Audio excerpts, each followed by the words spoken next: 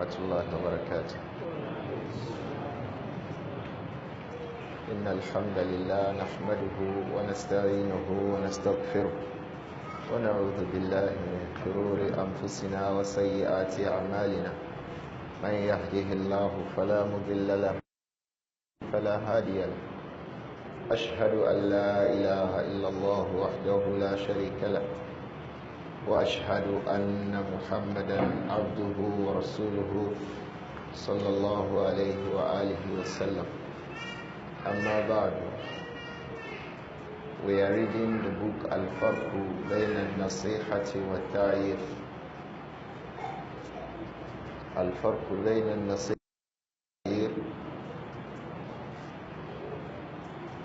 Abu Nuh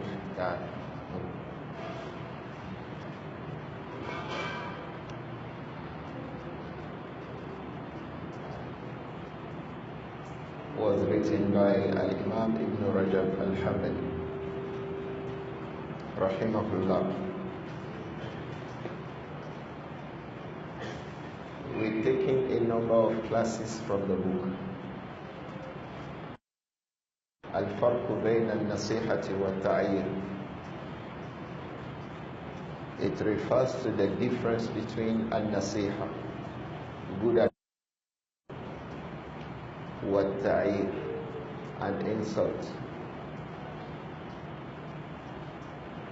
Naseehah, someone loves you. When you make a mistake, he corrects you. At-Ta'yir, someone dislikes you. When you make a mistake, he insults you, or he wants you to accept it as Naseehah. Sometimes he doesn't even care. He just wants to insult you. There's a big difference between advice and what? Insult. At-Ta'yir is what? Insult. An-Naseehah is what? Advice. Sincere advice.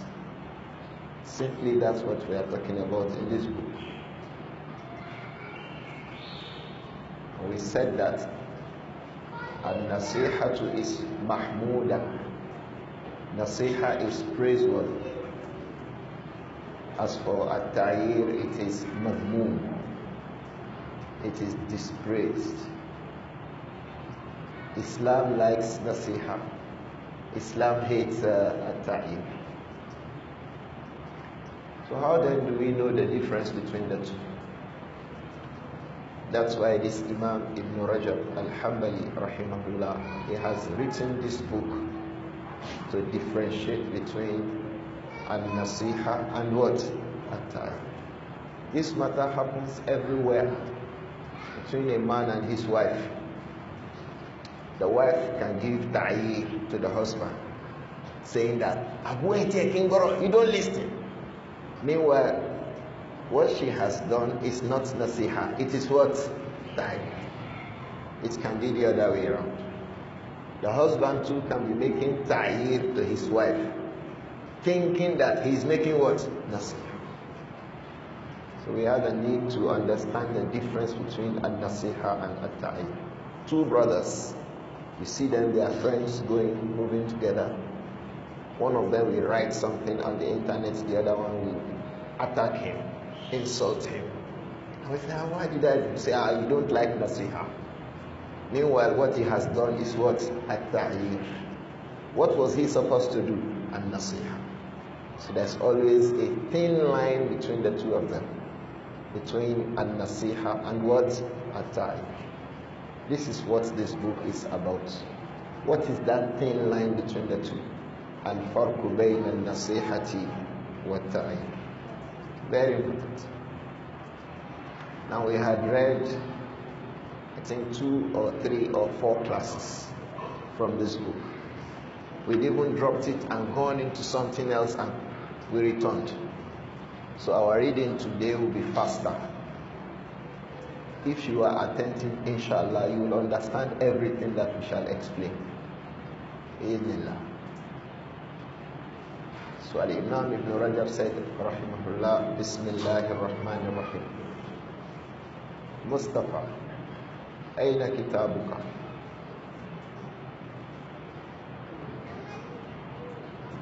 Kitab. Right.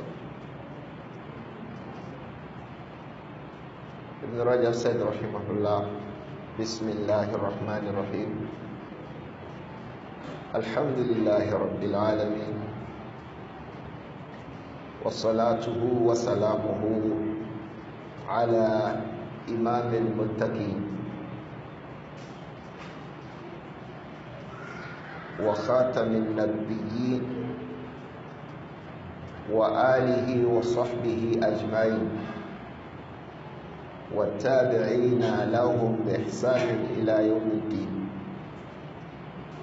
Amma ba'd. We have explained Amma ba'd. Cool.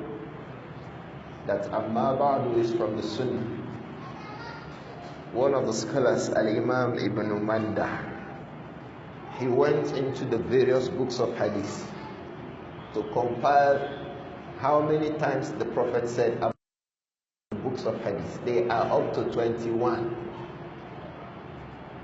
When the Prophet would speak, sallallahu alayhi wa sallam, then he would say what? Amma ba'd. He would be talking. Then he would say what? Amma ba'd. There are many of them. So Amma ba'd is from the Sunnah. It disconnects between what you were saying and what you want to say now. Before he said Amma ba'd, he was praising Allah and saying Salatu and Salamu ala Nabi. Go. Now he wants to start saying something else. That was why he said what? Amma ba'd. All of what we had read, we had explained them. He said, Rahimahullah, فهذه كلمات مختصرة جامعة. فهذه كلمات مختصرة جامعة في الفرق بين النصيحة والتعيين. He said, these are kalimat, these are expressions, mukhtasara, they are summarized, they are brief, concise, they are not much, yet they are what? Jami'atun, they are all encompassing. Few words I want to say, but don't worry, it will gather everything that I need to say. Rahimahullah, he said, but these few words that are brief, that are jami'atun, he said, fil farqi bayna an-nasihati wa ta'yin. These words are regarding the difference between an-nasiha and what? At-ta'yin. He said, فَإِنَّهُمَا, because both an-nasiha and at-ta'yin yashtarika fi anna kullam minhuma ذكر الإنسان بما يكره ذكره. It says فإنهما. The reason we have to say something to differentiate between the two is that the two of them يشتركان, they connect, they are related في أن كل منهما, regarding the fact that each of them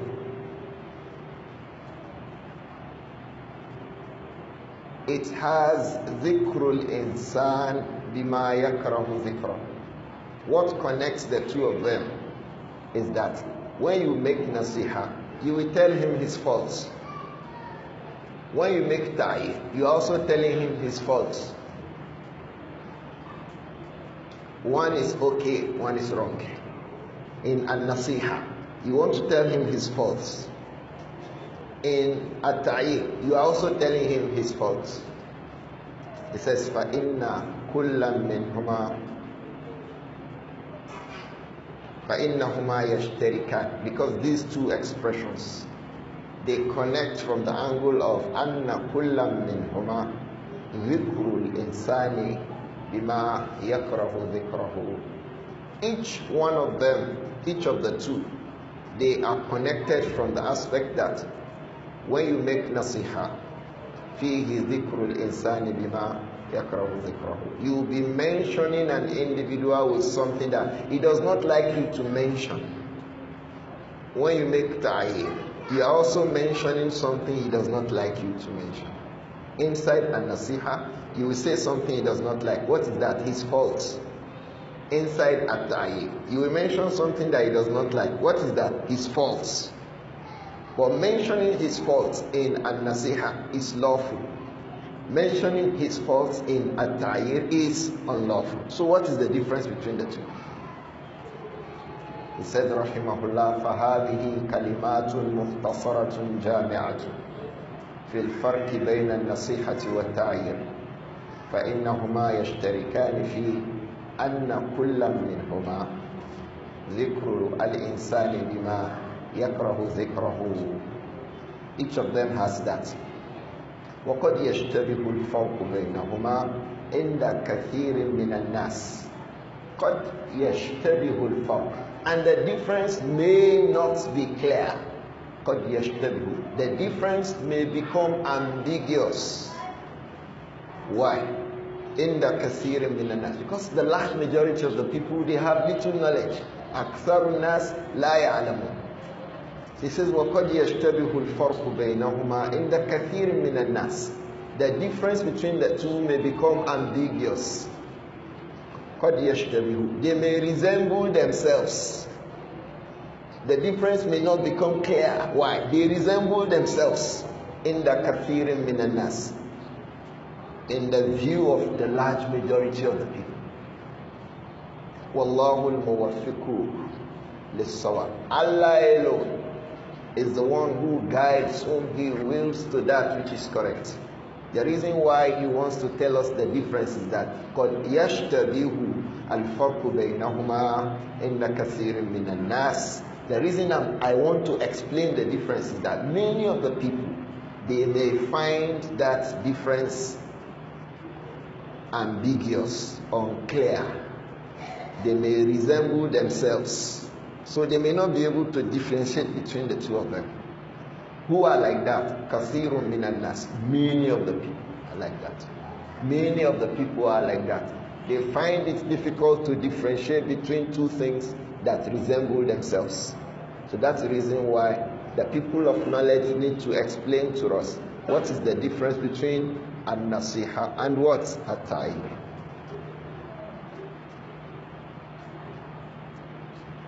It says, Wallahu al-Muwaffiq. At-Tawfiq is success. So Allahul Muwaffiq, as if to say nobody can bring you to success except Allah. Yuwaffiquka lis-sawab. He will bring you, grant you the success to recognize what is correct. Allah alone is the one who has that power. Subhanahu wa ta'ala. I will explain, but the one who will make you know what I want to explain is who? Allah. Look at our ulama. I will explain. Lakin manil muwaffiqu lis-sawab? Allah. Who will guide you to what is correct is Allah. I will explain, but the one who will actually make you understand is who? Allah. So there are two irshad in this. There is Hidayah to Al-Irshad in it. He will guide us, he will teach us.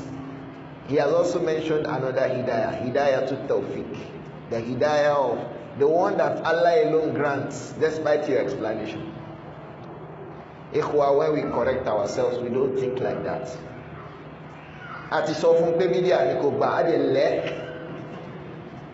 about the Tawfiq? Have you begged Allah for him for Tawfiq?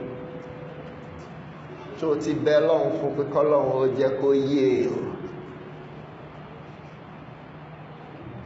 But the Salaf, they say, okay, I will explain. فَهَذِهِ كَلِمَاتٌ مُخْتَصَرَةٌ جَامِعَةٌ فِي الْفَرْقِ بَيْنَ النَّصِيحَةِ وَالتَّعْيِيرِ. He is saying, well, yes, all this is my explanation. وَاللَّهُ الْمُوَفِّقُ لِلصَّوَابِ. Despite all my explanations, the only one who will make us to understand what is right in this matter is who? Allah. That is Aqidah Salafiyya now. It reflects in everything they do. May Allah count us from their followers upon goodness. Ameen. So he said, rahimahullah, "Ilam anna dhikra al-insani bima yakrahu muharramun." Ilam, you must recognize this fact, that what? Anna dhikra al-insani bima yakrahu muharramun. That mentioning an individual with something that he hates, muharramun, it is haram. Ilam, know this one. If you are mentioning somebody's faults, it is what? Muharramun. Dhikrul insani bima yakrahu. It's what? Muharramun.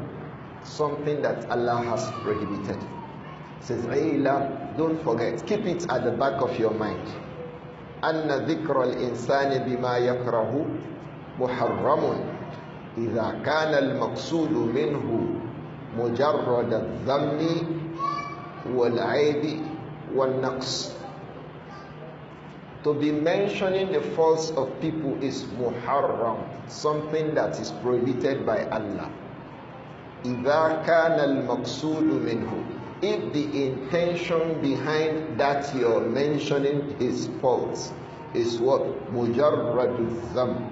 You just want to dispraise him. You just want to blame him. والعيب. You just want to expose his faults. والنقص. You just want to show his inability. If that is just the reason, then it is haram. There is one sheikh, one doctor in one town. When you hear about him, you become jealous. Either because you think that sheikh, that doctor is more praised than you. You begin to say, Tani, which doctor? This doctor that does not know how to read Quran. This doctor that does not know how to call sword. This doctor that does not, he starts. Limujarradi azam. You just want to dispraise him. Wal'aib. You just want to show his faults. Wal'naqs. You just want to show that he has shortcomings. Ikhwa. Those shortcomings may be in him truly. It is in him. We are not talking about when it is not in him. If it is not in him, it is buhtan. If it is in him, it is what? Ghiba. You see the difference between ghiba and buhtan. When it is in him, it is what? Ghiba. When those faults are not with him, it is what? Buhtan. You are mentioning his faults. This one that I did not know Sarfu very well. This one he does. How many qira'ats does he know? He starts like that. The Shaykh says, rahimahullah, go and know that fact. Salafi, anna dhikra al-insani bima yakrahu muharram. To be mentioning people with something that when they hear it, they don't like it. That thing is prohibited. إذا كان المقصود منه, if the intention behind that you're mentioning him with something that he does not like, mujarrad al-dham, just mere dham, dispraise, or what? Wal'ib, and faulting him, wal-naqs, and exposing his shortcomings. You'll be hearing, I will expose you now. Tell us the reason. Tell us the reason why you want to expose him, Mr. Exposer. If it is just for that, it is haram. Reasonable people will not listen to you. They will walk away from you. They know that what you want to start telling them is riba or buhtan. Because many times people, they will start with riba. They will be telling an individual, saying about him what is in him, until they get into what is not in him. They start with his faults and then get into things that are not his faults. May Allah protect all of us. The Shaykh says, فَأَمَّا إِن كَانَ فِيهِ مَصْلَحَةٌ لِعَامَةِ الْمُسْلِمِينَ. But if mentioning his faults contains maslaha, benefits, li'amatil muslimin, for the generality of the Muslims, خاصة لبعضهم, or even specific for some specific persons amongst the Muslims. وكان المقصود منه, and the reason for mentioning his faults is تحصيل تلك المصلحة. You want to gain that maslaha, that benefit. That's why you are mentioning his faults. فَلَيْسَ بِمُحَرَّمٍ, it is not haram to mention his faults. بَلْ مَنْدُوبٌ إِلَيْهِ, in fact, the truth is that mentioning his faults in that kind of a circumstance is even encouraged and recommended. He said, إِنْ كَانَ فِيهِ مَصْلَحَةٌ لِعَامَّةِ الْمُسْلِمِينَ, if mentioning his faults has a benefit to the generality of the Muslims. Then he said, rahimahullah, فَلَيْسَ بِمُحَرَّمٍ, if the intention وَكَانَ الْمَقْصُودُ مِنْهُ تَحْصِيلَ تِلْكَ الْمَصْلَحَةِ فَلَيْسَ بِمُحَرَّمٍ بَلْ مَنْدُوبٌ إِلَيْهِ, if the intention is to gain from that benefit, we want to attract that benefit, فَلَيْسَ بِمُحَرَّمٍ بَلْ مَنْدُوبٌ إِلَيْهِ, it is not haram, in fact it is encouraged. We gave us, when we came here, I think in one of the classes, we returned into Kitabul Adhkar. This is the masdar for this discussion. Al-Imam An-Nawawi rahimahullah went into the books of the ulama to gather about 6 or 7 things, areas that when we mention the fault of a Muslim, لا يكون محرما بل مندوب إليه, it will not be haram to mention the faults of a Muslim in those circumstances. In fact, it will be encouraged to mention his faults. The first one is what? In that tazallumi, when you want to seek justice. You gave him money, buy me books. How much? 10,000. He collected your money and ran away. You saw him in Halqa, you say, Ustaz, where's my book? Say, I'll see you. He ran away. You saw him the following weekend, Abu Fulan, where's my book? He ran away. You now grab him one day, you brought it to the Ustaz in charge of the class and say, Ustaz, this person, I gave him 10,000 naira so that he can buy me books, and he did not buy me books. What is he making? At-tazallumu yadhkuru ma yakra'uhu al-akh. He is mentioning what the brother will dislike about him. Cool? That is supposed to be riba, but here it is not riba. Why? He is making tazallum. He wants to complain about a zulmu done to him so that he can take his rights. So the intention is not that he wants to make mujarradu dham awil ayb wa naqs. No. The intention is that he has something that belongs to him with that brother. He wants to take his rights. So in that kind of a circumstance, it is allowed to mention the faults of a Muslim. There is another condition. Which one? Al-isti'anatu ala taghyir al-munkar. You saw him doing something bad.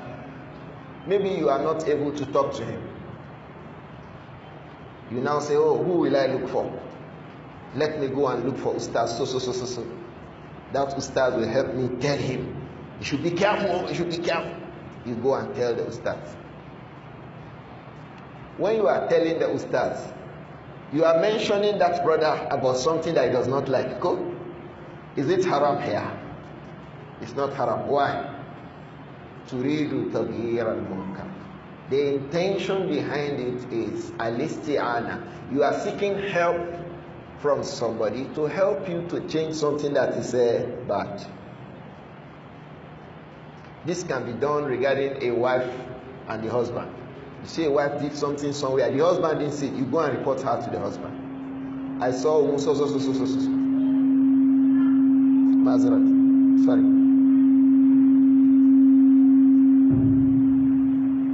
If some women hear this, what will they say? Hey, you want? I will start befila, begele. Go. Meanwhile, the guy is getting rewards. The mother is ta'ana bizawjiha ala taghyir al-munkar. He is looking for help through her husband to make her what? Change. Why?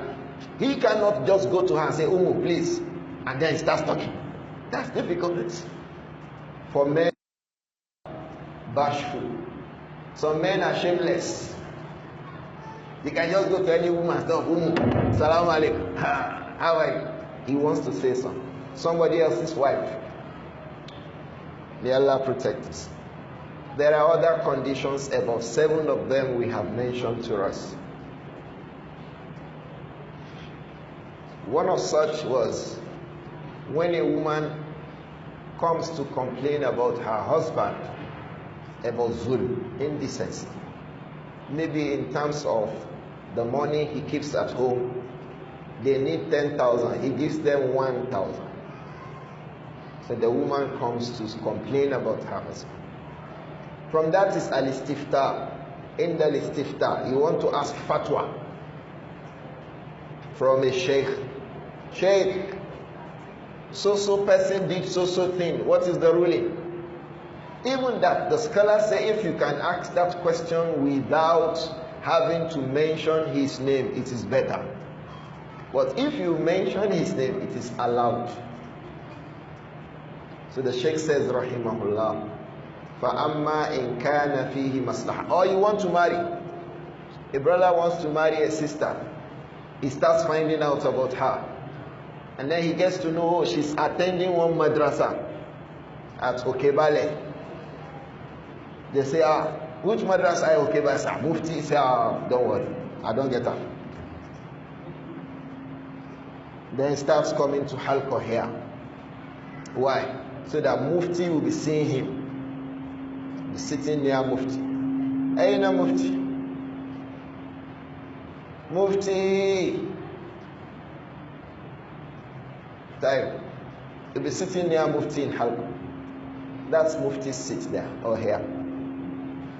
See that sitting there, where Abu Khadija is sitting. That's Mufti's seat. Or there, this pillar. It's not on either of the seats. So he goes for Mufti singing. In fact, immediately after Halqa, he said, Mufti, salam alaikum. Tomorrow, Mufti, salam alaikum. Tomorrow, Mufti, salam alaikum. Why? Because next tomorrow, he is planning to tell Mufti that I heard that there's one sister in your madrasa. And I want to marry the sister. So Mufti can't say, I don't know you. Why? After all, you have been seeing me in Halqa. Some brothers are like this. Or brothers are not like that. Hey, brothers are not like that. You. They are not like that. They are like that. Are you like that? Don't mind you. Where is your cap? You started again. I've been fighting you over cap now for 20 years. Yes. 20 years. Anytime I see him, I ask him, where is his cap? 20, ask him. Anywhere I see him, I ask, hey, come, where is your cap? He thought that I have forgotten. If you think that I have forgotten, then you don't know me. May Allah protect us. So we come back to our book. Al-Imam Ibn Rajab al-Hanbali said, فَأَمَّا إِنْ كَانَ فِيهِ مَصْلَحَةٌ لِعَامَةِ الْمُسْلِمِينَ. If there's a maslaha, if there's a pressing benefit for the generality of the Muslims, خَاصَةً لِبَعْضِهِمْ, or even for a particular number of people amongst those Muslims. Like in the case of marriage, we were saying, you want to marry a sister, you have to start finding out about her.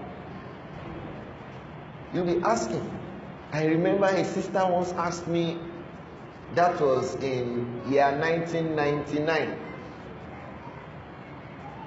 How many years ago? 25 years. She asked me. She said, so brother proposed to marry her. I said, the brother is my friend. Say, can you tell me something about him? Don't tell me good, tell me bad. What you know about him, that is what? Bad. He said, because I've been hearing good, and I know you are very close. So tell me one bad thing that I need to be careful about. So I told her the bad thing that I knew about that brother. Was I wrong? No. Why? Because there is maslahatun rajihatun li ba'd al-muslimin. There is a maslaha, there is a benefit for it. And I'm not just saying it because I want to bring down the brother, but because I want the sister to know what she wants to do inside marriage. And an example of that in the time of the Prophet ﷺ was the marriage of Fatima bint Qais. When she got divorced 3 times, radiyallahu anha al-Qurashiyya, she got divorced the 3rd time by her husband. So when the discussions about her iddah was going on with the Prophet ﷺ, the Prophet told her ﷺ, whenever any man came to you after your iddah, come and tell me before you accept. If a man comes to say, hey, I want to marry you, don't say yes until you come to me. So immediately after her iddah, you know brothers, they know how to calculate the iddah of a woman in iddah if they want her. She finished the iddah, the companions started going to her because she was a pricey woman. She was a woman of value. She was a woman of heritage. And that's why I always say to people that a woman is divorced does not mean that she's a bad woman. You divorce a woman, it doesn't mean that she's bad. The problem is that the two of you are not able to stay together. 3 companions went to her, radiyallahu anha, Fatima bint Qais. The first person who went was who? Muawiyah ibn Abi Sufyan. Then who? Abu Jahl. Then who? Abdur-Rahman ibn Auf. 3 of them. They went to ask her, marry me, marry me, marry me. If she had accepted for any one of them, it would be prohibited for another person to go. Do you understand? If she had said, I accept. The Prophet said, alayhi salatu wassalam, La yakhtubu ahadukum ala khitbati akhi. None of you should make khitbah upon the khitbah of his brother. That is, if the woman had accepted that first khitbah, don't go again. Unless the other person tells you, okay, you can now go, me, I have finished. But when she has not consented to any one of them, others can go. So 3 companions were upon Bint Qais, radiyallahu anha, Fatima. And then she went to the Prophet to tell him, alayhi salatu wasalam, about the 3 of them. The Prophet said, alayhi salatu wasalam, وَأَمَّا مُعَاوِيَةُ فَسُعْلُوكِ لَا مَالَ لَهُ. As for Muawiyah, he is su'luk, he's a poor man, he does not have money. That time, that day, because after the Prophet sallallahu alaihi wasallam, Muawiyah became very wealthy. So that statement, he is su'luk, he said fasu'luk, he is su'luk, he's a poor man. La malala, he doesn't have money to spend on you. You know, the Prophet was mentioning, alayhi salatu salam, something negative about who? Muawiyah. Is it ghiba? No. Why? Because there is maslahatun rajihatun li ba'd al-muslim. There's maslaha. There's a benefit in it. He's not saying su'luk because he wants to bring him down, but su'luk for her, so that she knows that the man she wants to marry does not have money to take care of her. So that's why when a woman wants to marry, one of the things she should look for is that man capable of taking care of me? Is not wrong. Because of this hadith. He says, فَأَمَّا أَبُو جَهَمْ. As for Abu Jahm, فَلَا يَرْفَعُ صَوْتَهُ عَنْ كَتْفِهِ. He does not remove his whip from his shoulders. What does that mean? He's always flogging her. Is that what it means? It has 2 meanings. The first meaning, the scholars say that means is that always he's beating the woman. Pim, pim, pim. The second meaning is that his whip is always on his shoulders back. It means he does not beat a woman. Why? He doesn't raise it. It's just always on his shoulder. So the two of them mean the opposite of the other. Do we understand? His whip is always on his shoulders. Can mean that always he's beating somebody. It can also mean that it's just there, he doesn't use it. He doesn't correct a woman. There are men like that. Everything Umu does is good. Everything Umu does is good. No correction. Umu, subhanallah, don't do that. Do this. That too is a blame. It means no woman should marry a man who will not be able to tell you, don't do this, do this. Because that was the reason for which Abu Jahm was removed. The Prophet mentioned it as a blame. As for Abdur-Rahman ibn Auf, he didn't say anything. But still, he mentioned Abu Usama. He mentioned Usama ibn Zayd. He said, marry Usama. So all those times the Prophet was mentioning some things about those two persons. Can we count that as from Ghiba? No. Why? Because there is maslaha li khassatil muslimin, for specific amongst the Muslims. They have a benefit from what he has said. Many times today, people will be mentioning their brothers upon negativity, no benefit. Nothing to benefit. It is just لمجرد الذم والعيب والنقص. It is just about zam, to dispraise him, والعيب, to show his faults, والنقص, to expose his shortcomings. That's all. Ask him, what do you want to gain from this thing you said? Nothing. May Allah protect all of us. He says, فَأَمَّا إِنْ كَانَ فِيهِ مَصْلَحَةٌ لِعَامَّةِ الْمُسْلِمِينَ خَاصَّةً لِبَعْضِهِمْ وَكَانَ الْمَقْصُودُ مِنْهُ تَحْصِيلَ تِلْكَ الْمَصْلَحَةِ فَلَيْسَ بِمُحَرَّمٍ بَلْ مَنْدُوبٌ إِلَيْهِ. Is this expression clear? It is mandub. It is encouraged if it is for a maslaha. It is encouraged. There are many others, about 7 we mentioned. Sometimes it is litta'rif. You just want the man to be known. Like it was mentioned regarding some scholars. Al-Imam Sulaiman ibn Mihran, he was called Al-A'mash. Al-A'mash is the person who has a bad eye. He has fluid almost coming from his eyes, always. A'mash.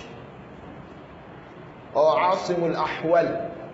Asim ibn Sulaiman, Al-Ahwal. Al-Ahwal is the person who, when he looks at you, the 2 eyeballs are looking at themselves. You know that eye? As if the 2 eyeballs are looking at themselves. That is Al-Ahwal. He is popular with it. Asim al-Ahwal, Asim al-Ahwal. He is a well-known figure amongst that Atba'u Tabi. Yet they call him Asim al-Ahwal. There are many of them like that. Why? Litarif. They just want us to know them. Which Asim are you talking about? Asim ibn Abi Najud, Asim ibn Bahdala, or Asim ibn Sulaiman al-Ahwal? They not say al-Ahwal. In their Tabaqah, they are Asiman. One Asim ibn Bahdala, he is a Qari from the scholars of Qira'at, Ibn Abi Najud. The second Asim was Asim ibn Sulaiman al-Ahwal. So if you say Asim in that Tabaqah, who are you talking about? They not say, oh, Al-Ahwal. Is this clear? So it is lit-ta'rif. It is not lit-zammi, or al-naqsi, or al-aib. Al-Imam Ibn Rajab went on and said, وَقَدْ قَرَّرَ عُلَمَاءُ الْحَدِيثِ هَذَا فِي كُتُبِهِمْ فِي الْجَرْحِ وَالتَّعْدِيلِ. قَدْ قَرَّرَ علماء الحديث هذا في كتبهم في الجرح والتعديل. The scholars of hadith, they have affirmed this matter in their books. The scholars of hadith have written books about these issues. When they discuss al-jarh wa-ta'dil, قرر علماء الحديث هذا في كتبهم, they have affirmed what we are saying now in their books. In their books about what? Al-jarh wa-ta'dil. Al-jarh wa-ta'dil is an entire science inside ilm al-hadith. It is with ilmul jarh wa ta'dil, you know the ahwal, you know the condition of the reporters of hadith. Min haythul qabul wal rad. Whether you will accept their reports or you will throw away their reports. If he has jarh, you leave his reports. If he has at-ta'dil, you accept his reports. If you have al-jarh means dispraise. And linguistically it means an injury. Like someone cuts himself with a razor blade. That cut is a jarh.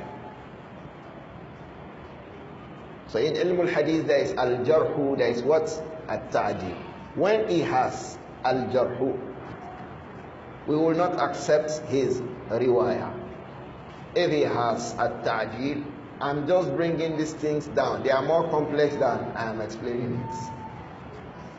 He may have a jarh and his riwayat will still be accepted.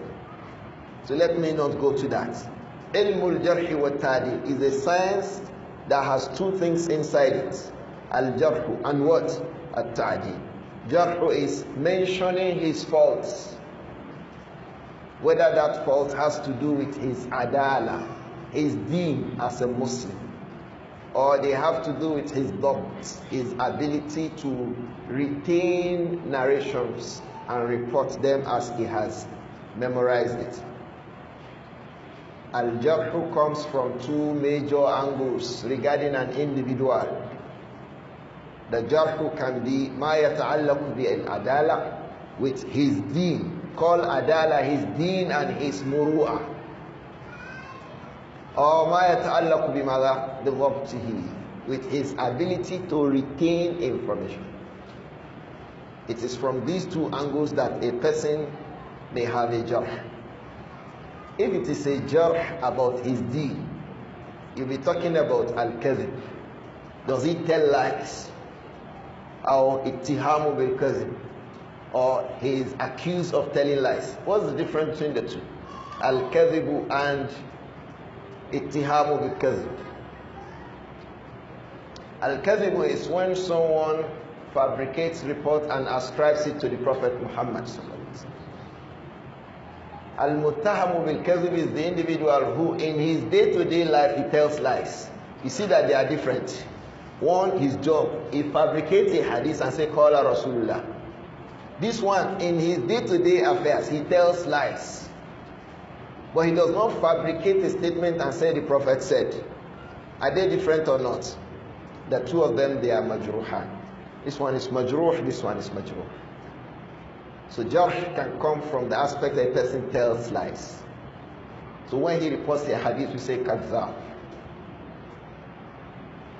He reports a kadhab. What does that mean? Liar. When we call him a liar, have we not mentioned something bad about him? Is that ghibah? You see now. Is that ghibah? No. What maslahah do we want? What is the benefit we want for saying that he is kadhab? We want to sawnuddin. We want to preserve the religion so that we don't bring the statements of liars into the religion of Allah.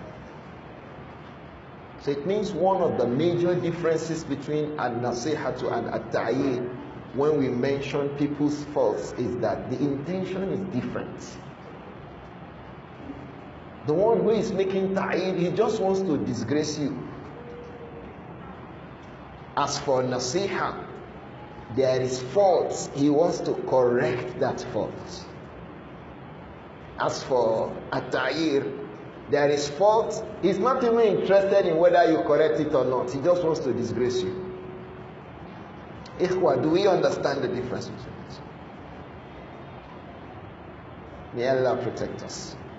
He said, وَقَدْ قَرَّرَ عُلَمَاءُ الْحَدِيثِ هَذَا فِي كُتُبِهِمْ فِي الْجَرْحِ وَالتَّعْدِيلِ. So the scholars of hadith have affirmed this, that there is difference between mentioning a person's faults because of a particular benefit and mentioning his faults just to disgrace him. There is difference between the two. From amongst those who did that was Al-Imām Muslim. Many of them. Let's not go into that. It will take us time. Let me move, ikhwan. Al-Imam Muslim did that in the Muqaddimah of his Sahih. He affirmed the difference between Al-Jarh wa Ta'dil and Al-Ghiba. There is a difference between the two. Al-Jarh is mentioning the fault of a reporter of hadith. That this hadith, we will not accept it. Why? This person is Mughaffal. This Ghafla, Kasratul Ghafla, it has to do with his dabt. Al-Kadhibu wa Ittihamu bil-Kadhib, they have to do with his adala. But now I'm talking about the man has good deen, but he's Mughaffal, he forgets things easily. He mixes things up easily. That has to do with his dabt, his ability to retain information and convey it as appropriate. From that is al-wahm. You say wahima fihi fulan. Al-wahm is you say something thinking that that is how it is, but that is not how it is. It is called what? Al-wahm. It is from the aspects of al-jarh, but that jarh is connected to the dabt, the ability of the individual to convey information properly. I have said that al-jarh wa ta'dil. Al-jarh has to do with two things: the deen of that person or his ability to convey information. So I'm giving us examples. So the scholars of hadith have mentioned it. Al-Imam Muslim in the Muqaddimah of his Sahih. Before him, Al-Imam Shafi'i in Ar-Risala. And others, Al-Imam Tirmidhi in his book Al-Ilal Al-Saghir. Many others, many. Like Al-Imam Abu Zur'a and Ibn Abi Hatim in their book Al-Jarh wa Ta'dil. Al-Imam Al-Khatib Al-Baghdadi in his book Al-Kifaya fi Ilm Al-Riwaya. Al-Imam Al-Rama Hurmuzi in his book Al-Muhaddithu Al-Fasil Bayna Al-Rawi Wal-Wa'i. These are 3rd and 4th century scholars who have written books about these issues. What is the issue? There is difference between Al-Jarh wa Ta'dil and Ghiba. Ghiba, you mention his faults. In Al-Jarh wa Ta'dil, you also mention his faults. But in Al-Ghiba, you just want to destroy him and insult him. In Al-Jarh wa Ta'dil, you are mentioning his faults, so that we will not fall a mistake of accepting from him a narration from the Prophet when we should not accept from him. Is this clear now? He said, وَقَدْ قَرَّرَ عُلَمَاءُ الْحَدِيثِ هَذَا فِي كُتُبِهِمْ فِي الْجَرْحِ وَالتَّعْدِيلِ وَذَكَرُوا الْفَرْقَ بَيْنَ جَرْحِ الرُّوَاةِ. The scholars of hadith mention the difference between mentioning the faults of those who report hadith وَبَيْنَ الْغِيبَةِ and ghiba. There is difference between the two. Mentioning his fault. This one is mubtadi. Don't receive his hadith. And his bid'ah has to do with the reports that he has narrated. Throw it away. Or that this person is fasik. He does not have good deen, no religion. Because al-fisku and al-bid'ah, they are from the issues with which we make jarh. And the two of them are connected to his adala. How many have I mentioned regarding adala now? 4. Al-kadhib, al-iktihamu bil-kadhib, al-fisku, wal-bid'ah. The 5th one that is connected to that person as an individual is al-jahala. Al-jahala to jarhun. We don't know him. The scholars of hadith don't know him. He's an unknown person. So an unknown person, we don't know him whether he tells lies or not. So how can we accept his narrations? Today, people we don't know are the people talking about our scholars. Someone we don't know, we should not receive hadith from him. Today, someone we don't know, they are the ones saying that we should not take from our scholars. Who are you? Ikhwa, do you understand? Al-majhul, like we said, al-jahalatu jarhun. When a person is unknown, the scholars of hadith don't know him. Maybe the jahala, they don't know who he is. What is his name? Abdur-Razzaq ibn Abdul Fattah. Type. Where did he live? We don't know. What is his work? We don't know. Is he a good Salafi brother? We don't know. Hey, sit down properly. Sir, sit down properly. So we don't know. When he hears something, does he report it correctly? Sa'ad, ya Sa'ad. Ma hakadha ya Sa'ad. Turn towards me here. Yes. Al-an. I didn't want to complete that bait that I started with. So he is majhul. Abdur-Razzaq ibn Abdul Fattah, nobody knows him. If he hears something, does he come in? We don't know. Who is he? We don't know. Did he marry? We don't know. Which halqa does he attend? We don't know. He's majhul. If he stands up and says, Qala Rasulullah, hey, sit down. Which Qala Rasul? You that we don't know who you are. Today, majhulun are the ones talking about ulama that we know. We know one doctor, we know one Shaykh. One shab, majhul, will come on Facebook and be talking about the doctor. And we'll be accepting what the shab said. He is majhul, talking about alim, thiqah. That itself shows that he is majruh. That is jarhu for him.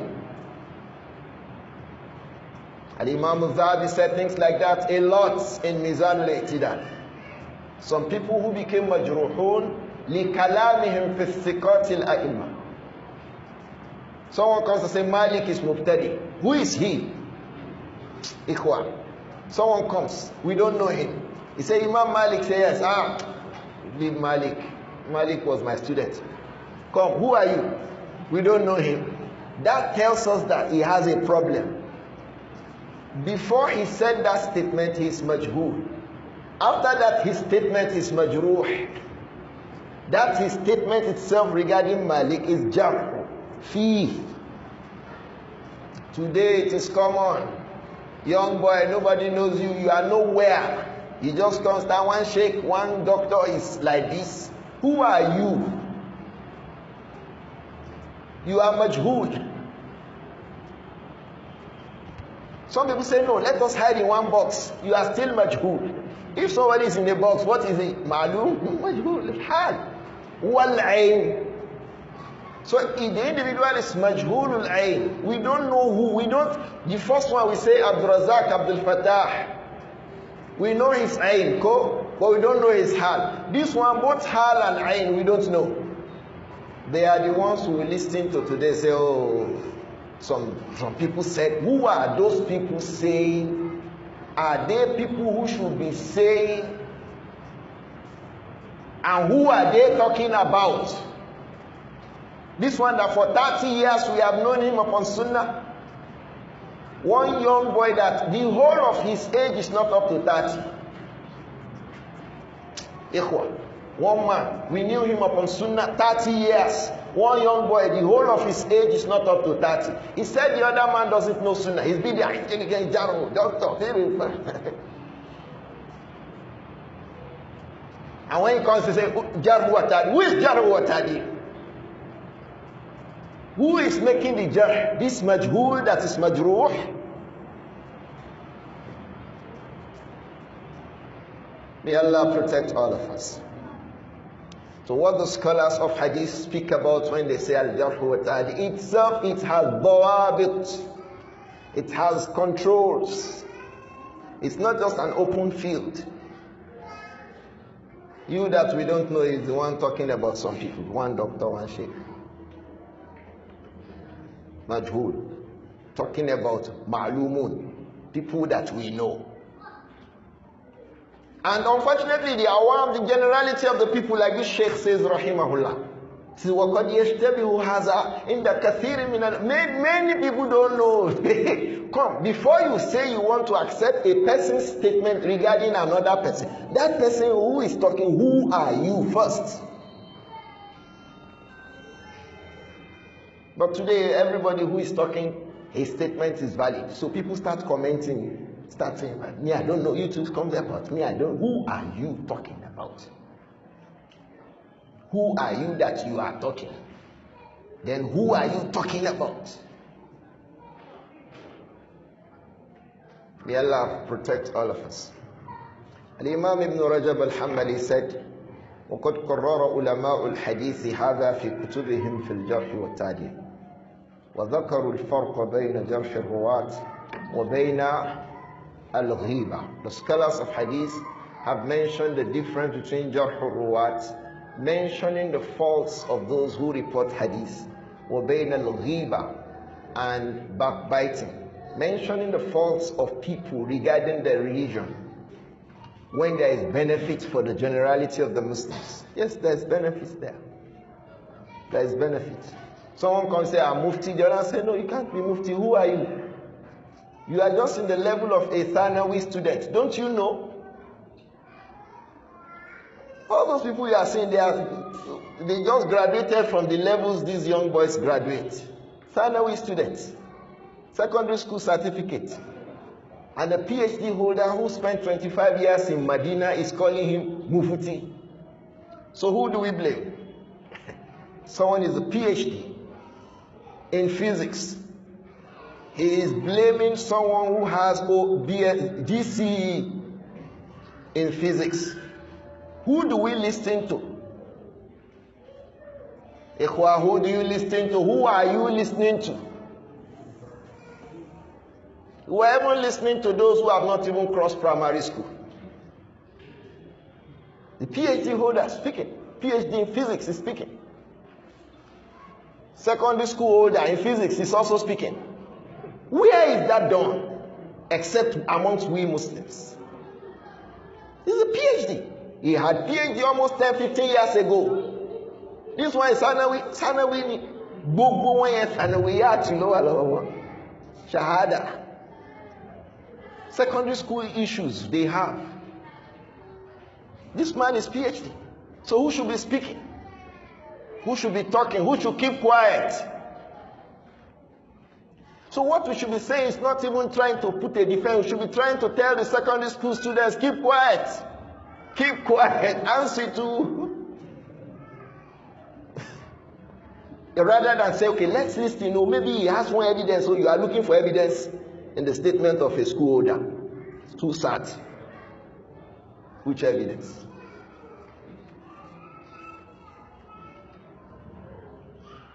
May Allah protect all of us. We are turning the whole thing downside up. It's inappropriate. In the name of the religion,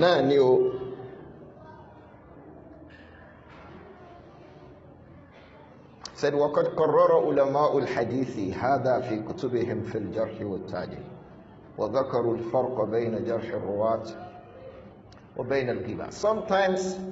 Sometimes, if the person upon a Thanawiyya too is very, very strong upon the path of knowledge, well known to have paid his dues. The path of knowledge, you pay dues. Ikhwa, you pay dues. He has paid his dues upon the path of knowledge, known to be firm and steadfast upon knowledge and sunnah, we accept him too. But these ones, which knowledge are they learning? Fatwa woni won fun awon eyan.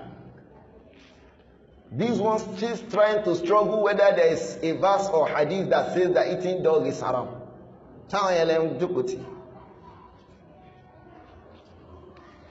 May Allah protect all of us. So there is difference between jarh al-ruwat wa bayn al-ghiba.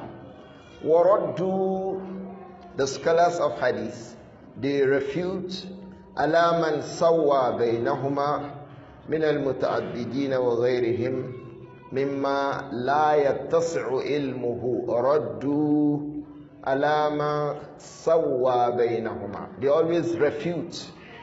They will criticize anyone who is making al-jarh wa ta'dil to be the same with what? Al-ghiba. Yusawwi baynahuma. Who are those people? Min al-muta'abbidin. Like worshippers. Like Jama'atul Tabligh. Allahu Akbar. Some young women coming up say, hey, please, that is not the sunnah. Subhanallah, subhanallah. This one is a person of bid'ah. I say, hey, subhanallah. Al-Muta'abbidun, they are usually like that. They can't face the truth to say the truth. So this person, you want to marry a wife, you go and ask them, say, oh, mashallah, sister, but you know, I don't want to do giba. Which giba? What is giba? That you tell the person the fact about the woman. It's not a giba. He doesn't know because he's jahil. Even though yata'abbad. Even though he's making ibadah, but he's jahil. Like the one who was asked by the one who killed 100 people. Say he killed 100 people. Say, subhanallah. He killed 99. 99 people. فَأَنَّا لَكَ مِن تَوْبَةٍ. Where will you find tawbah? Say, Allah will forgive. Say, yes, Allah will forgive. He killed him to make 100. 10 squared. What killed him? His ignorance killed him. But he was a rahib. He was a worshipper, a monk. So many of the muta'abbidun, people who just want to worship, but they don't have knowledge, they are like that. So when they talk about issues on al-jarh wa ta'dil, they say, no, it's giba. It's giba, no. It's giba. Why? They don't have the knowledge. Raddu alayhim. The scholars of hadith refute them. Why? Sawwaw baynahuma. They attempt to bring equality between jarh al-ruwat and what? Wa bayn al-ghiba wa ghayrihim. Likewise, they refuted other people too. Mimman la yattasi'u ilmuhu. Amongst those people that their knowledge is not wide. Their knowledge is what? Small. So when you talk about al-jarh wa ta'dil, no, it's giba. No. Giba is haram. Al-jarh wa ta'dil is halal. Even though the two of them have to do with talking about the faults of the people. Is this clear? Ikhwa, is it clear? Time. Al-Imām Ibn Rajab said, rahimahullah, وَلَا فَرْقَ بَيْنَ الطَّعْنِ فِي رُوَاتِ حُفَّاظِ الْحَدِيثِ. لا فرق بين الطعن في رواة حفاظ الحديث. There is no difference between mentioning the faults of ruwat, reporters of hadith. There is no difference between mentioning their faults. وَلَا التَّمْيِيزَ بَيْنَ مَنْ تُقْبَلُ رِوَايَتُهُ مِنْهُمْ وَمَنْ لَا تُقْبَلُ. There is no difference between mentioning these reporters of hadith, man tuqbal riwayatuhu, the one amongst them whose reports will be accepted, wa man la tuqbal, and the ones amongst them whose reports will not be accepted. Wa bayna tabyini khata'i man akhta'a fi fahmi ma'ani al-kitab was-sunnah wa ta'awwala shay'an minha ala ghayri ta'wilihi وتمسك بما لا يتمسك به ليحذر من الاقتداء به فيما أخطأ فيه وقد أجمع العلماء على جواب ذلك أيضا. He says رحمه الله ولا فرق بين الطعن في رواة حفاظ الحديث. There is no difference between mentioning the faults of those who report hadith. ولا التمييز بين من تقبل رواته أو روايته منهم ومن لا تقبل. Likewise, mentioning those, separating those whose reports will be accepted and those whose reports will not be accepted. We say this is halal, abi. Likewise, at-tanu fi ruwat al-hadith, mentioning the faults of those who report hadith. We say it is halal, abi. This one, there is no difference between it. وبين تبيين خطأ من أخطأ في فهم معاني الكتاب والسنة. There is no difference between mentioning the faults of those who report hadith. I'm mentioning the error of someone who errs fi fahmi ma'ani al-kitab wa sunnah, who errs in his understanding of the meaning of the Quran and the Sunnah. Who can tell me why there's no difference between the two? At-Ta'nu fi ruwat al-hadith, mentioning the faults of those who report hadith. It is to protect the religion, isn't it? Likewise, bayanu khata'i man akhta'a fi fahmi ma'ani al-kitab wa sunnah, explaining, exposing the error of a person who erred in his explaining a verse or a hadith itself. Is it not to protect the religion? So the way we expose the faults of those who report a hadith with the intention of protecting the religion, the same way we will expose the errors of those who make mistakes when they explain the Quran or when they explain the hadith. Is this clear to us? What is the connection between the two of them? We want to protect the religion. In the other one, we want to say, don't report to us. You are not a reliable reporter. Let us protect our religion. Here, we want to say, yes, the meaning of what you are saying is not the correct meaning. We want to protect our religion. The central point is about preserving the religion. Even if it has to do with mentioning the faults of people, the religion must be protected. Is this clear? The intention here is we want to protect the religion. The intention is not mujarradul aibi wa dhammi wa naqs. No, as is in giba. No, we don't just want to disgrace the man. No, the intention is we want to bring his faults so that we can protect the religion. Or we want to expose his error. No, what you have explained here is wrong. It's not correct. It contradicts something like this. So your explanation of that verse is wrong. What is our intention for doing that? We want to protect him. Likewise, someone reports a hadith. You say, no, this person is a weak reporter. Why are we saying that he's a weak reporter? We want to protect the religion. So the same thing. He says, وَلَا فَرْقَ بَيْنَ الطَّعْنِ فِي رُوَاتِ حُفَّاظِ الْحَدِيثِ وَلَا التَّمْيِيزَ بَيْنَ مَنْ تُقْبَلُ رِوَايَتُهُ مِنْهُمْ وَمَنْ لَا تُقْبَلُ وَبَيْنَ تَبْيِينِ خَطَئِ مَنْ أَخْطَأَ فِي فَهْمِ مَعَانِ الْكِتَابِ وَالسُّنَّةِ أَخْطَأَ فِي بَيَانِ. He errs in his understanding and explanation of the Quran. He errs in his understanding and explanation of the Sunnah. وَتَعَوَّلَ شَيْئًا مِنْهَا يعني فَسَّرَ شَيْئًا مِنْهَا. He is explaining something from the Quran. He is explaining something from the Sunnah. عَلَى غَيْرِ تَعْوِيلِهِ, upon a meaning different from its correct meaning. So it means you can have a scholar explaining a verse of the Quran and he's making a mistake in that verse. You can have a scholar explaining a hadith and he's making a mistake in that hadith. Should we keep quiet or we should mention the mistake? We should mention the mistake. Why? So that we can protect our deen. I can give us an example so that we can relax with the example. There are verses of the Quran scholars misunderstood, misinterpret. And others will say, no, what you are saying about this verse is wrong.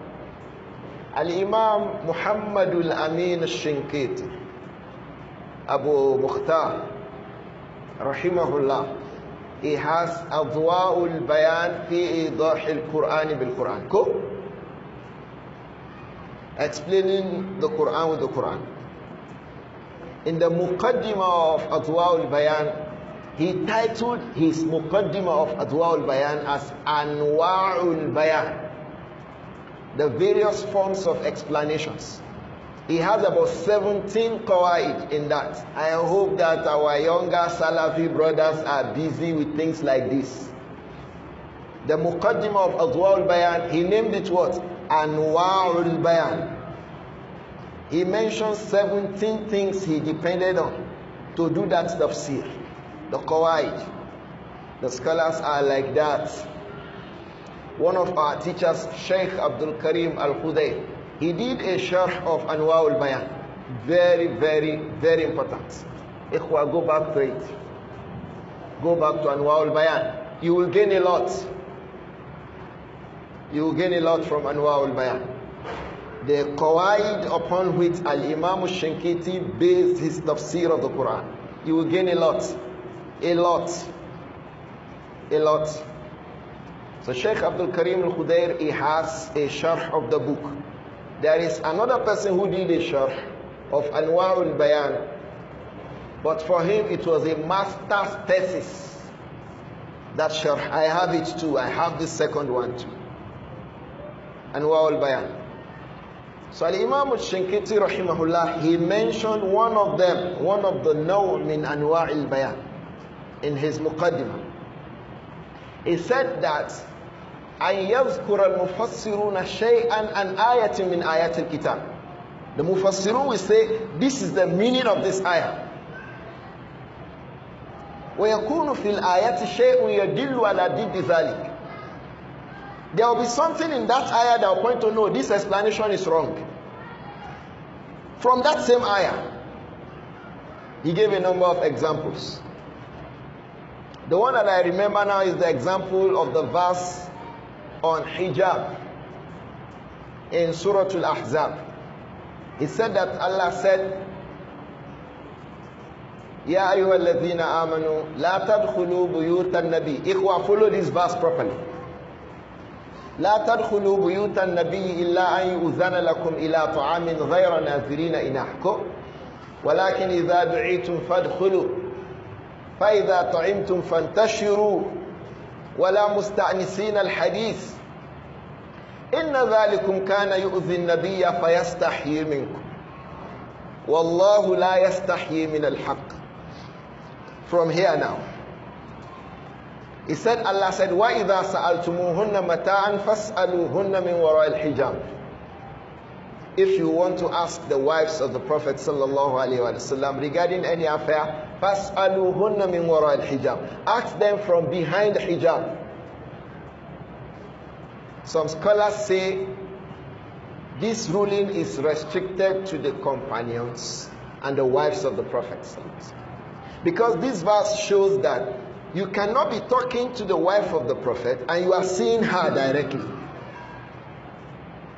So if you want to ask any of the wives of the Prophet, you can't be talking to the wives of the Prophet directly. This is the verse upon which, like Al-Imam Al-Qurtubi, Al-Imam Al-Tabari before him, all say that the scholars agree, bil ijma', that veiling the face is compulsory for the wives of the Prophet Muhammad. This is the evidence that Allah says, وَإِذَا سَأَلْتُمُهُنَّ مَتَاعًا فَاسْأَلُوهُنَّ كَيْفَ مِنْ وَرَاءِ الْحِجَابِ. From behind the veil. Don't talk to the wives of the Prophet except that there's a veil between you and them. Meaning that the entirety of their body must be covered. If they are in the house, there is a wall. You will be behind the wall, they will be behind the wall talking. Or there's a curtain. You will be behind the curtain, they are behind the curtain talking. If it is outside, they cover the whole of their body with jilbab and niqab, everything. You are not seeing anything from them. Just like if you are inside the house with them, they are inside the house, you are outside. What is the screen? The wall. Or what? A curtain. Or what? Any kind of a barrier that disconnects you from them. Because it says, min wara'i, from behind the veil. So the scholars say this is evidence that for the wives of the Prophet, it is compulsory they veil their faces. Radiyallahu anhu. Because Allah says, وَإِذَا سَأَلْتُمُوهُنَّ مَتَاعًا فَاسْأَلُوهُنَّ مِنْ وَرَاءِ الْحِجَابِ. But some scholars say no, this verse is only restricted to the wives of the prophets. You know why? Because the Prophet was talking, because the Quran was, that place was actually talking about the house of the Prophet. Ya ayyuhallazina amanu. What did he say? La tadkhulu buyutan nabi. So they say no, the verse is talking about the wives of the Prophet. La tadkhulu buyutan nabi. Wa idha sa'altumuhunna mata'an fas'aluhunna min wara'i al-hijab. Regarding who? Azwajun nabi. Al-Imam al-Shankiti said this your tafsir. There is something in the Quran that shows that it is wrong. In that same verse, that verse includes the wives of the Prophet and all Muslim women. That is, now he wants to start explaining خطأ من أخطأ في فهم معاني الكتاب والسنة. Do we understand now? What is Al-Imam Shinkiti doing, rahimahullah? He wants to explain خطأ من أخطأ في فهم الكتاب والسنة. Is this giver? Why is it not giver? He wants to say what is correct so that everybody goes home with the correct meaning of the verse of the Quran. His intention is not to say that no, that's not the intention.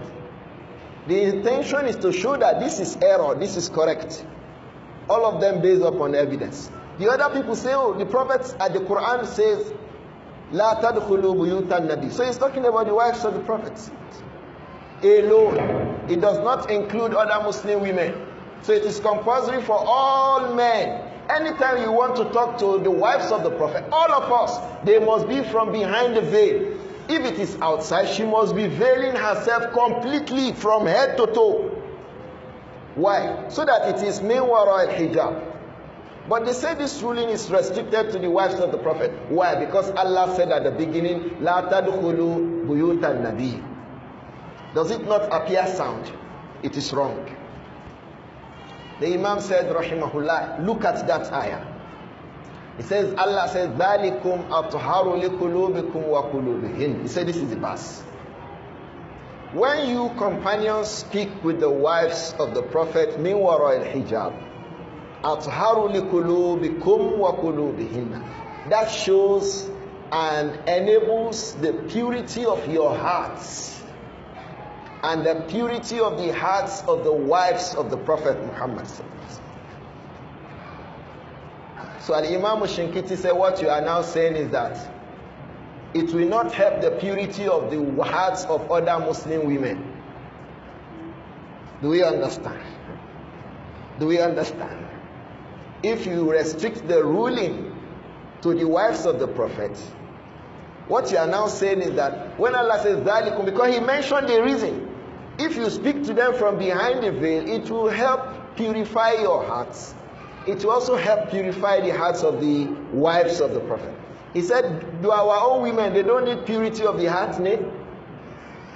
He said, this is an illah that concerns everybody, purification of the heart. So if the purification of the heart, which is the reason why he says speak to them from behind the veil, if this will bring purification of the heart for the companions and the wives of the Prophet, it will bring purification to us too. If it will bring purification to us, then the ruling is concerning us too. It's not restricted to them.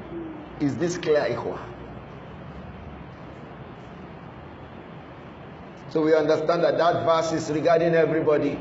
وَإِذَا سَأَلْتُمُوهُنَّ مَتَاعًا. When you speak with all Muslim women, فَاسْأَلُوهُنَّ مِنْ وَرَاءِ الْحِجَابِ. Don't just be talking to a woman, let it be from behind hijab. If it is outside, she should be completely veiled. And if it means that veiling outside the house is compulsory for the wives of the Prophet, it means that it's also compulsory for the rest of the women. Why? ذَلِكُمْ أَطْهَارُ لِقُلُوبِكُمْ وَقُلُوبِهِنَّ. That guarantees the purity of the heart for you and for the wives of the Prophet. From this verse, they say that it means that it is compulsory for a woman to veil her face. Why? ذَلِكُمْ أَطْهَارُ لِقُلُوبِكُمْ وَقُلُوبِهِنَّ. The point here is, there is no difference, like Al-Imām Ibn Rajab said, rahimahullah, لا فرق بين الطعن في رواة حفاظ الحديث ولا التمييز بين من تقبل روايته منهم ومن لا تقبل وبين تبيين خطأ من أخطأ في فهم معاني الكتاب والسنة وتأول شيئا منها على غير تأويله. There is no difference between the two. Mentioning the faults of the reporters of hadith and mentioning the errors of those who err in the explanation of a verse of the Quran or a hadith, there is no difference between the two. Why? In the two cases, we want to protect and preserve the pristine nature of our religion. Is this clear to us? So he said, there is no difference between the two of them. This kind of a person, what did he do? وَتَمَسَّكَ بِمَا لَا يُتَمَسَّكُ بِهِ. He is explaining the verse of the Quran with something that he should not be explaining the Quran with. He sticks to something that should not be stuck to. لِيُحَذِّرَ مِنَ الْإِقْتِدَاءِ بِمَا مِنَ الْإِقْتِدَاءِ بِهِ فِيمَا أَخْطَأَ فِيهِ. So that we can warn the people, don't follow that meaning. This is the meaning that is correct. This meaning is wrong. This meaning is correct. The reason why we are explaining that error is that so that we know this error is wrong, this one is wrong, it's an error, this one is wrong, this one is right, this is error, this is wrong. This one is wrong, this one is correct, this one is wrong. Why are we doing that? We want to protect our religion. He said, rahimahullah, وَقَدْ أَجْمَعُوا عُلَمَاءُ عَلَى جَوَابِ ذَلِكَ أَيْضًا. The scholars also have a consensus that that is also halal. What is halal? One scholar explains a verse of the Quran. He makes a mistake. Another person comes and says, no, that verse you are explaining, you are wrong. Oh, this is the meaning of that verse. And he tells him the meaning of the verse. And he tells him why that verse is wrong. That verse we explained just now, apart from the fact that ذَلِكَ أَطْهَرُ لِقُلُوبِكُمْ وَقُلُوبِهِنَّ shows that the ruling is general for all the Muslims. Another thing that makes us understand that it is general for everybody is that the wives of the prophets, radiyallahu anhunna, they are the models for other women. The companions are the models for us. So if we need to follow the wives of the prophet for our women, we the men, who do we follow? The companions, radiyallahu anhum. So if the companions are not allowed to speak to the wives of the prophet except behind a veil, should we be allowed to speak to women just like that without a veil? And then we should not forget that al-ibratu bi umumi al-lafz la bi khusus al-sabab. So la tadkhulu buyut an-nabi is khusus al-sabab. That was what brought about the coming down on the verse. Umumul lafz of the ayah is that وَإِذَا سَأَلْتُمُهُنَّ مَتَاعًا فَاسْأَلُوهُنَّ مِنْ وَرَاءِ الْحِجَابِ ذَلِكُمْ أَطْهَرُ لِقُلُوبِكُمْ وَقُلُوبِهِمْ. This second expression makes us understand that there is umumul lafz. Because the illah is amma. The reason why it was established is general. So the ruling is general too. Now when we are explaining this, we didn't say we are making ghibah. Why did we not call that ghibah?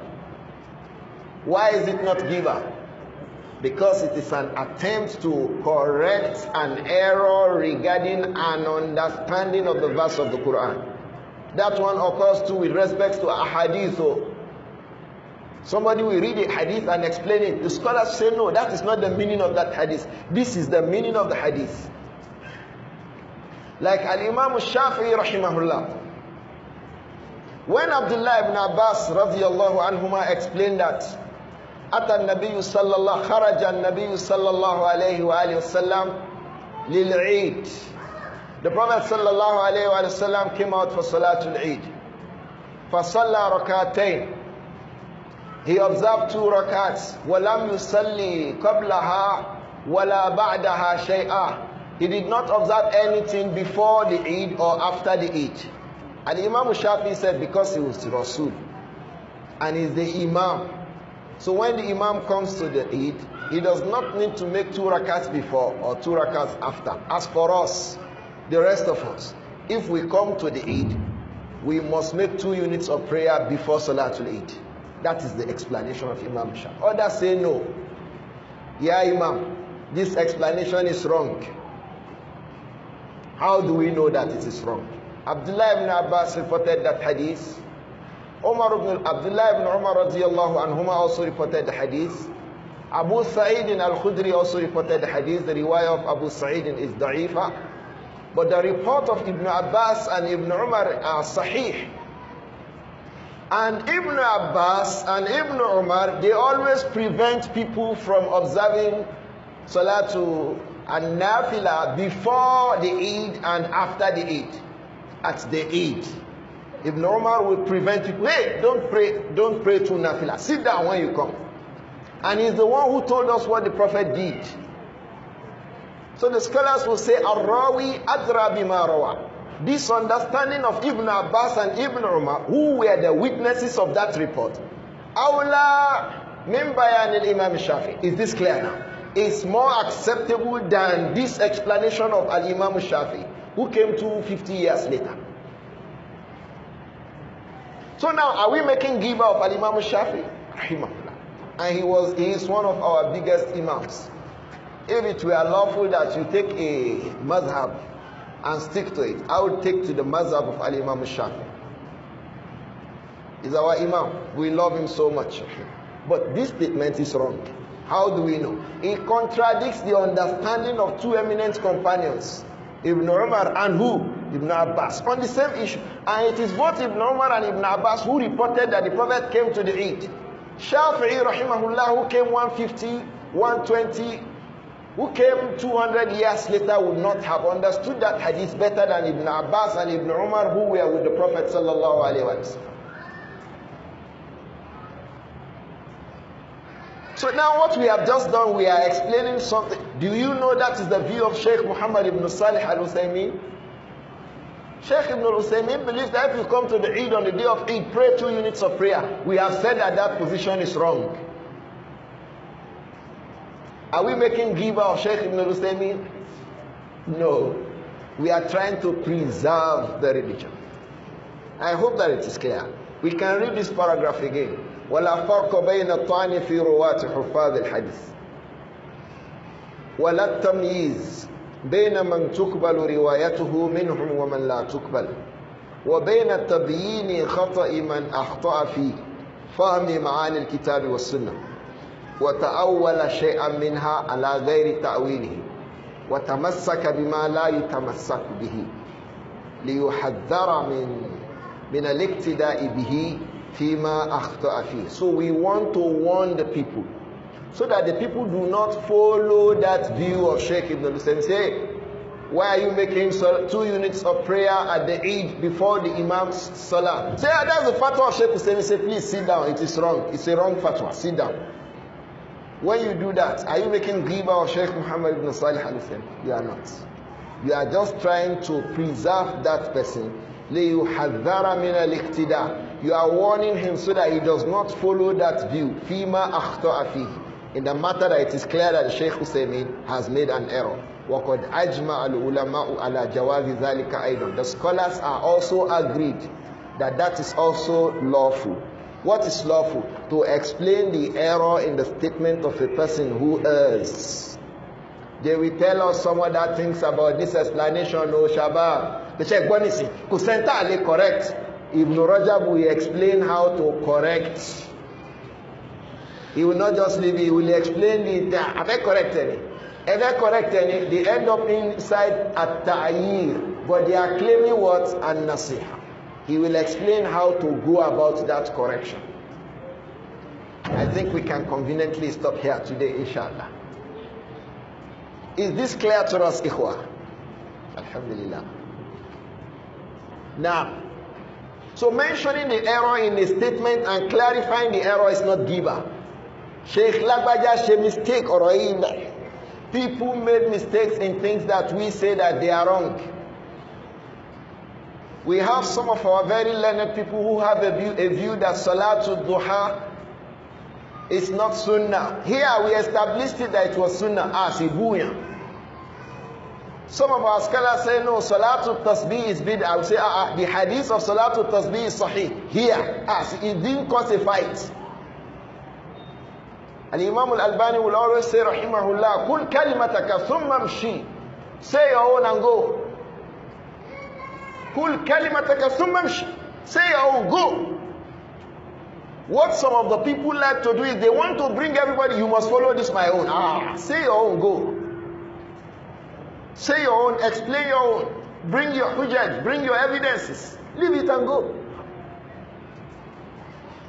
It doesn't cause any trouble. This statement is wrong for so reasons, for so reasons. Say your own, leave it and go.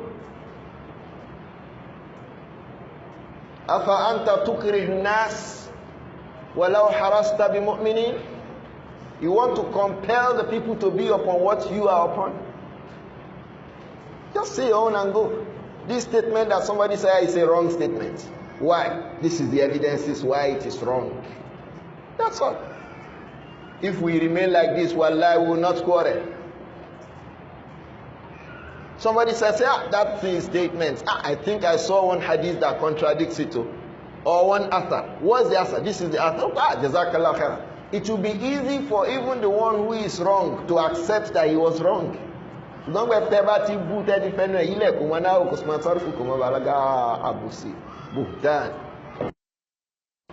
Allah protect all of us. Can we have a few questions before we call it a day? Okay. ما الدليل على أن الجرح والتعديل حلال؟ ذكرنا أدلة اليوم وما ذلك تسألني عن الدليل. The hadith of the woman Fatima bint Qais who came to the Prophet, is that not evidence for jarh wa ta'dil?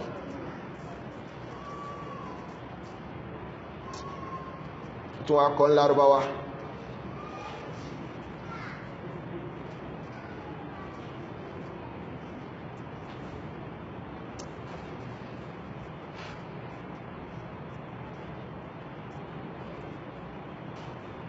A brother talked to a sister and she replied, I already have someone.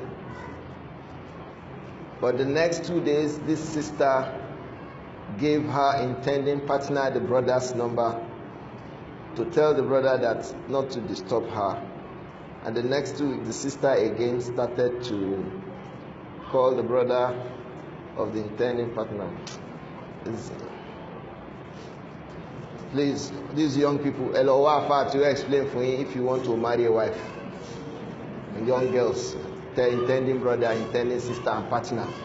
Go and look for learned people to sit down with them to know how to marry.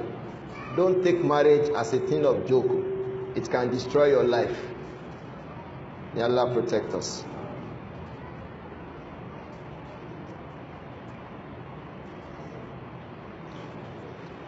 What is the ruling of a person who fights to become an imam in a masjid? He wants to be leading all salah, and there is imam in that masjid. It is not correct. Don't go to an imam, you go to a masjid, you are fighting, they should make you the imam. Don't do that. Even though you have a right that when there is a bad imam, there are some imams that are bad. Maybe it's a jalabiyafa. Maybe he makes isbal. You know isbal? He drags his trousers below his ankle. That's part of badness of an imam. In Sunan Abi Dawud, and Imam Abu Dawud brought a hadith about someone who was made an imam and he was spitting in the direction of the Qibla. Spitting in the direction of the Qibla, do you know it's haram? Spitting in the direction of the Qibla like this. I am not in the direction of the Qibla. If you do what I'm doing now, you have done something haram. It's not allowed to spit in the direction of the Qibla. It's haram. So they saw him spitting in the direction of the Qibla. They didn't say anything. He came to the masjid to lead the salah. They pushed him aside. Say, Ava, you will not lead the salah.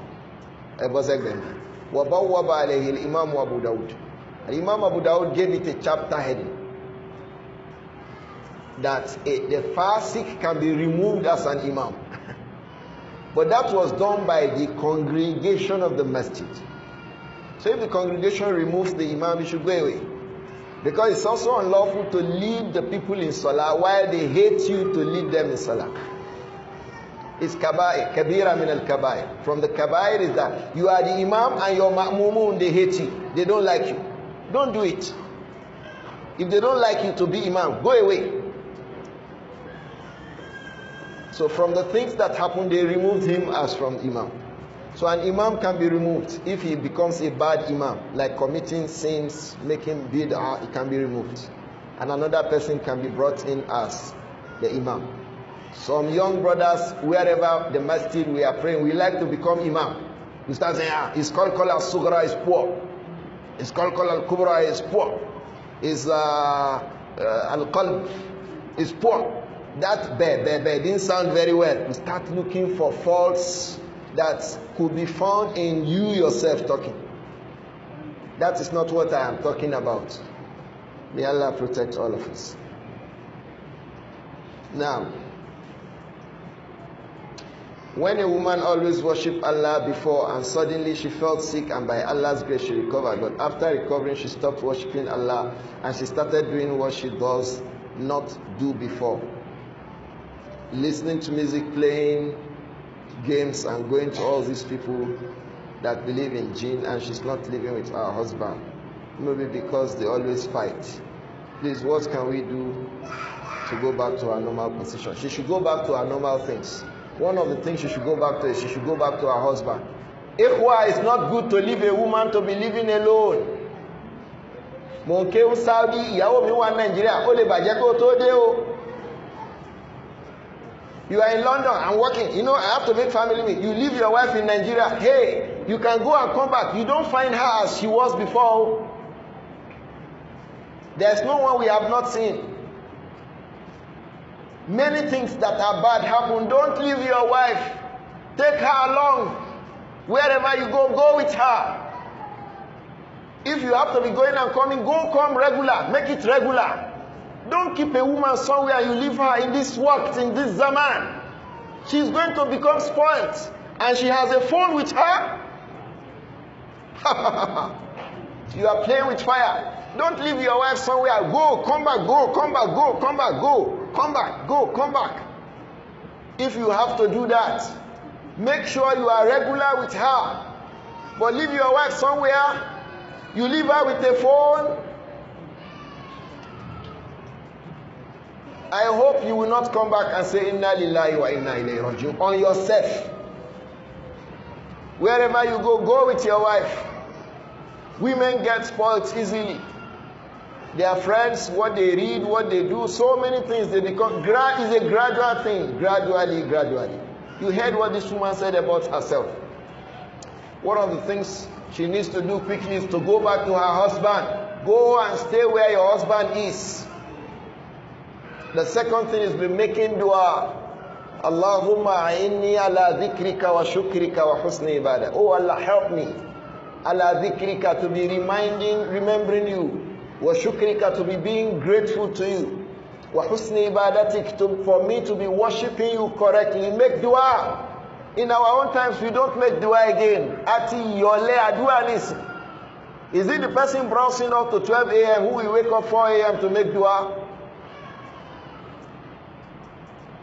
Ikhwa, dua. Make dua.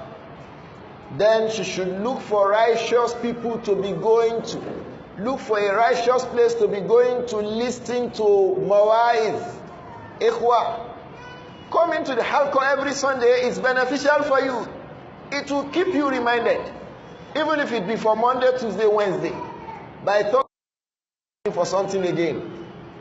That's if you are not attending any other class apart from this. At least this one will keep you on Monday, on Tuesday, you are still remembering some of the things that we said.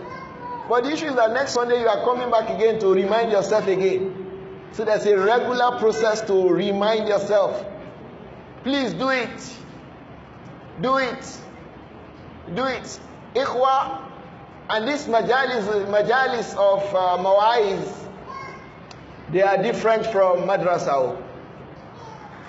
They are different from Nahu and Sarfu.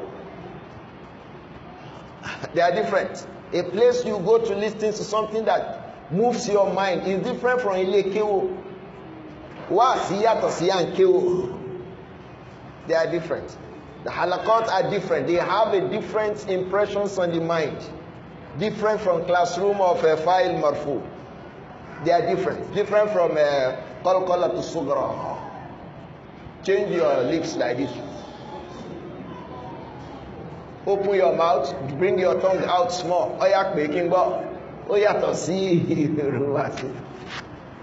So these are my advices for her. May Allah guide that woman and return her to righteousness. Subhanakallahumma wa bihamdik ashhadu an la ilaha illa anta astaghfiruka wa atubu ilayk.